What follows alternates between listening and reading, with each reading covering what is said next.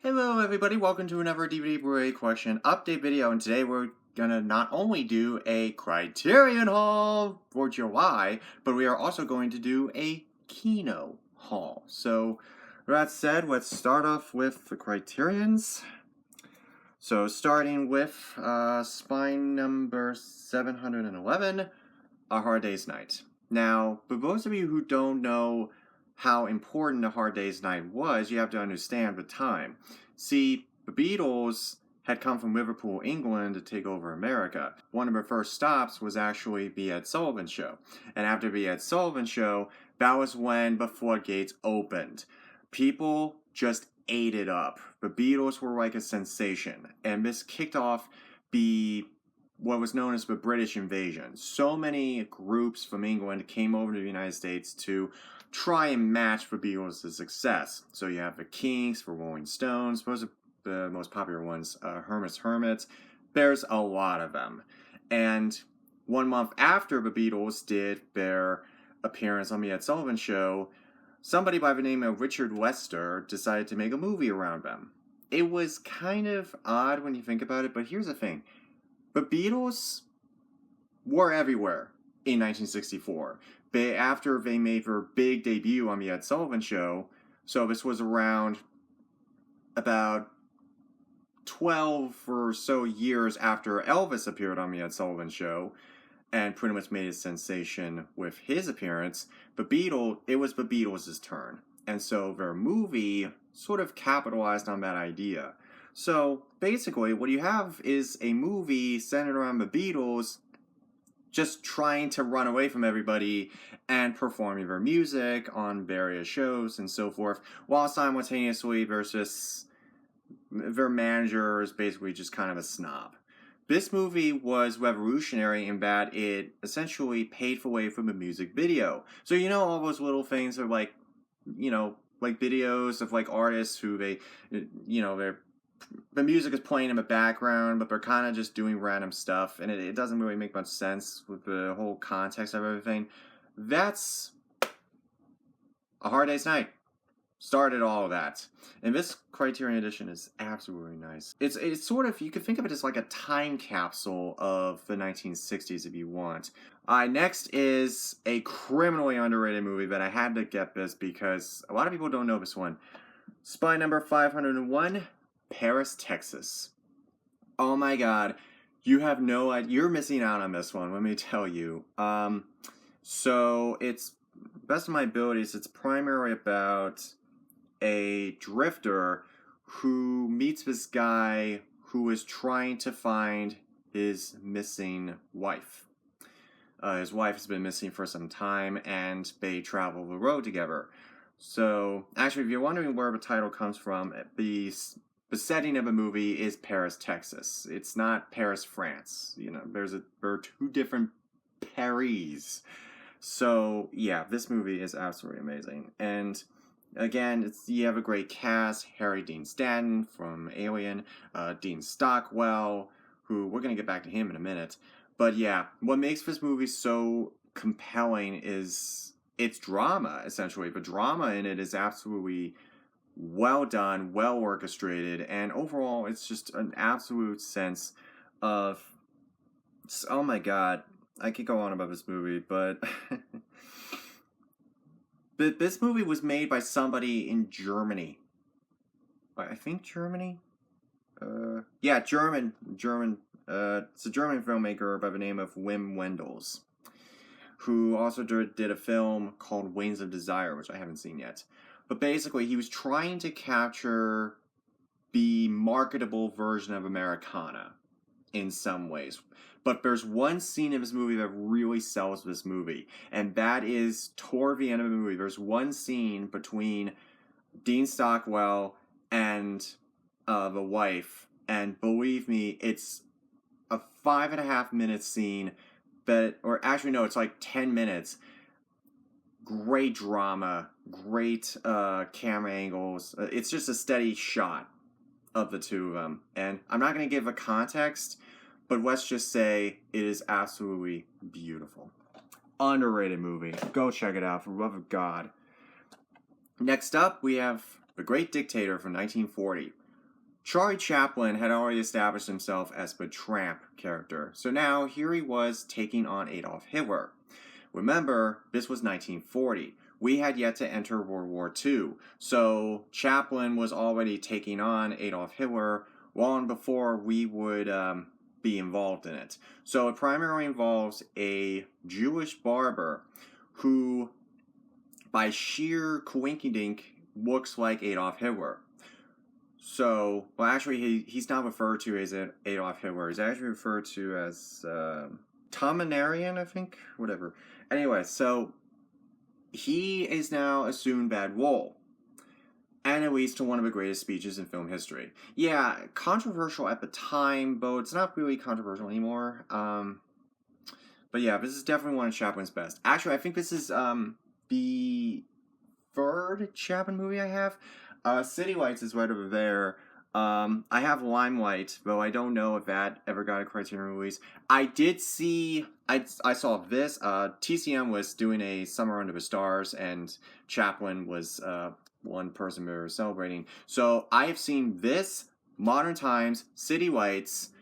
I also saw, I'm blanking on what it was. Okay, so Great Dictator, City Lights, Modern Times, and I think that's it. I think those were the only ones I saw. I saw the Gold Rush recently, though I don't know what version I saw. I think I saw the original 1925 one. But yeah, I'm trying to get more Chaplin and Keaton. Spy number 217, Tokyo Story, directed by, if I can get his name right, Yashiro Ozu. So the plot of this movie involves a couple who traveled many miles to see their children, only to find out that they are disappointed by what they're doing with their lives. And it's essentially dealing with a generational gap that, you have the parents who they try to raise their kids the right way, to raise them how they want, and then you have their children who are in their jobs are not exactly what they want. They're not exactly what they want them to be. So they're kind of disappointed about that. It's actually interesting how Ozu pretty much captures what is known as generational conflict, in that you have the gap between the one parent, the parents, and then the kids who are now grown up with families of their own. So it captures that humanity, it captures that in a very interesting way that you don't often see too much. But yeah, this is a very touching movie. I have seen Good Morning. I've yet to pick that up. We have part of a Janus Contemporaries line, EO, this movie came out a couple years ago, so it's very recent. But with Janus Contemporaries, I don't really know much about them, but I know that their releases are pretty affordable. In fact, if you get this during the 50% off sale, which is what I do, you can get the Blu-ray of this for $15. So it's about a donkey who is part of a circus who migrates from person to person, good and bad. That's basically what it's about. It's not a family movie at all. It's a very mature story. But it's interesting how the story is framed, how the characters, you don't really get to know any of them, but they're really interesting. So I think that's what sells the movie. But again, I don't want to give too much away, but this was a surprise. Believe me. Check out this movie from Poland, EO. Eyes Without a Face. Spy number 260. Okay. This is a French horror film that a lot of people don't really know about, but oh my god, it is underrated. It's about a surgeon whose daughter was a victim of a car accident. Her face was basically disfigured, and he wants to try and mend her face back to the way it was. But there's a catch. Okay, I don't want to give it away, but what makes this movie interesting is that I think it'll appeal to non-horror fans because it's only an hour and a half. It's simple, easy to follow. There's no gore unless surgical procedures bother you. It has a very interesting atmosphere. It mostly takes place in one location. Yeah, it's really interesting. And not to mention, it was really inspiring for many other horror films to come. So you might actually like it. For those of you people, I understand there are people who don't like horror, but this is one you may want to try this one. That in 1977's House. Blue Velvet. Oh yes. I don't even think I need to say anything about this. Oh boy. One of the greats. Blue Velvet. 1986. David Lynch's masterpiece. His magnum opus. I've only seen 2 David Lynch movies, and this was the second. The other was The Elephant Man. So, this is amazing. Absolutely categorically amazing. An amazing, tight mystery film that really puts you on edge the entire time. I don't want to give a plot away because I don't want to spoil it, but let's just say someone finds a severed ear and it leads them to this bar, which I actually went to that bar. It's actually in Wilmington, North Carolina. I went to that bar and I saw where they filmed the movie, so that was really cool. Alright, next is Kino Hall. First up is Dr. Cyclops from 1940. Albert Decker plays a mad scientist who is able to bend reality in a way. This movie reminded me a lot of Attack of the Puppet People. Only difference is that the main character in that movie wanted to turn the people into dolls, whereas this guy, he wants to essentially take reality, bend it backwards, and shrink people down. The Birth of a Nation from 1915. D.W. Griffith's magnum opus that has been the subject of inspiration and big-time controversy.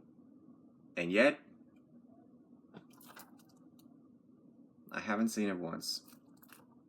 I have not seen this all the way through. I know of the controversy surrounding this movie. I know what it's about. I know so much about this movie. I know the controversy. I know what why it's controversial, because there's a good chunk of the movie in which the main characters are the KKK. I know all about it.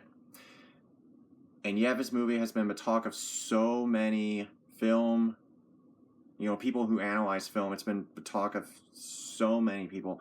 I just haven't gotten around to it yet. So this is like a big time.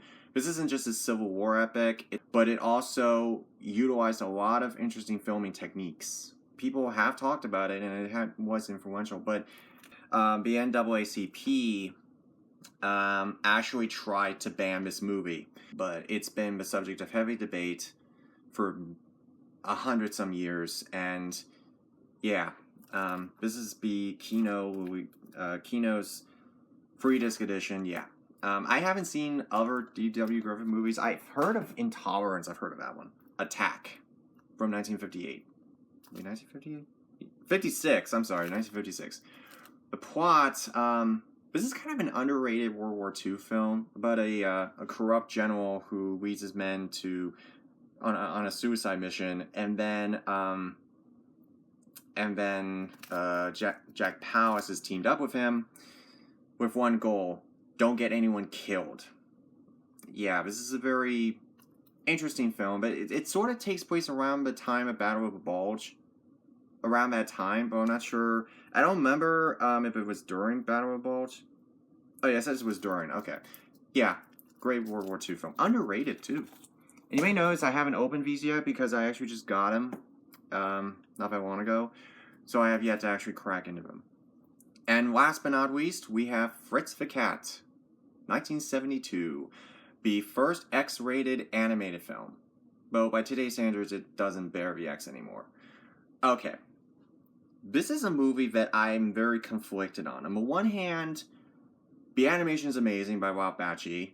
The fact that it was based on a comic by Robert Crumb, R. Crumb, is good. The fact that it's set during the 1960s is really interesting. The fact that it primarily satirizes the counterculture movement that was going on at the time is good. And the fact that it deals with college, young people who are young adults who are in college, revolting against society. That was very prominent during the late 1960s. So again, that whole movement is represented here. But again, but my problem is primarily the main character, Fritz, voiced by Skip Hannett.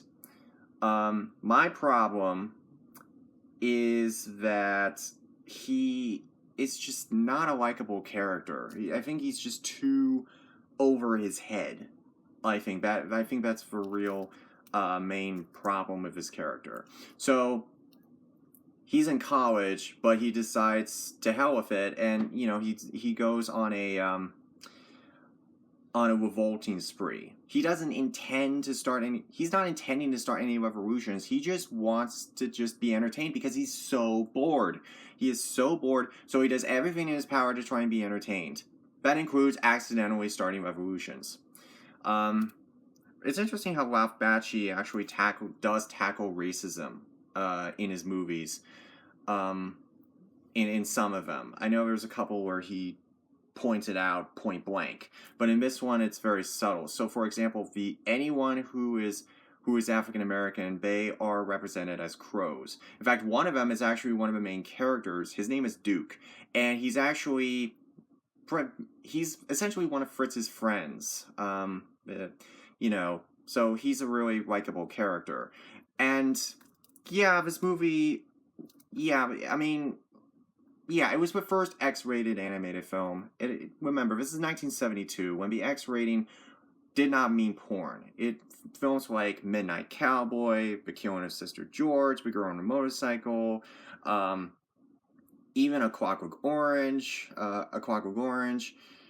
this one, Last Tango in Paris, they were all rated X, and they weren't porn at all. They were mature films that had more of an emphasis on, content that was primarily for mature audience, something you couldn't see in an R-rated film. So the Hays Code was dead. Filmmakers could do whatever they want without censorship, and that's, Fritz the Cat was one of those. But again, I actually never finished this. It's funny. I actually never finished this movie because I don't know. There was just a part in where I was just like, okay, I'm done with this. I don't want to do this anymore. Yeah. But I know that this movie is good. I know it's a good movie. I just haven't finished it yet. Actually, I love this release here because even though it doesn't offer much in terms of bonus features, they actually kept the so if you watch the film all the way in the end credits, they actually kept the X rating at the end of the film, so that was really interesting. Alright, so that's all that I have. Until next time, I'll see all of you later.